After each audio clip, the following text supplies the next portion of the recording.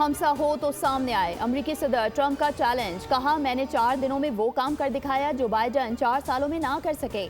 गजा में जंग बंदी मुआहदे को अपनी इंतजामिया की बड़ी कामयाब कार्रवाई करार देते हुए कहा कि अगर उनकी क़यादत ना होती तो ये मुआहदा मुमकिन ना होता।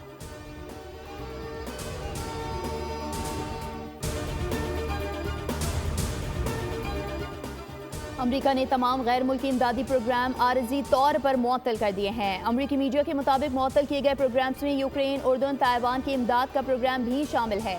सिर्फ इसराइल और मिस्र को इस्तिस्ना हासिल रहेगा। इमदादी प्रोग्राम्स 90 रोज के लिए मुअत्तल किए गए हैं।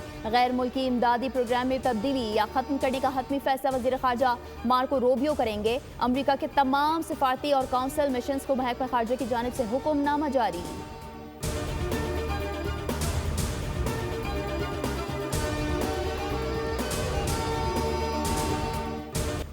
इस्राएली वज़ीर आज़म अपने घर में जलील, नेतन्याहू के बेटे के बाप को कत्ल करने की कोशिश, जमीन पर गिराकर मारा पीटा, गला घोटने की भी कोशिश की।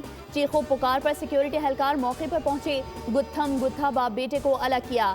कुवैती अखबार अल जरीदा का सनसनीखेज इंकशाफ, हाथापाई का वाक़या हमास के इसराइल पर हमले पर पेश आया। सिक्योरिटी एहलकारों ने वज़ीर आज़म को पानी दिया, लेकिन खांसी की वजह से नेतन्याहू ने क़ै कर दी।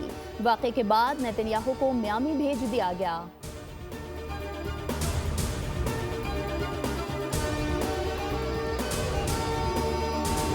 मुल्क भर में सर्दी जोबन पर बालाई इलाकों में शदीद ठंड, दरिया, झीलें, आबशारें मुंजमद, पहाड़ों पर चांदी बिखर गई। हर सू दिलफरेब नज़ारे। आज़ाद कश्मीर में भी सहर अंगेज मनाजिर, सयाहों के डेरे दिलफरेब मौसम से खूब लुत्फ अंदोज हुए। सिंध और पंजाब के मैदानी इलाकों में धुंध, बलोचिस्तान में भी कड़ाके की ठंड।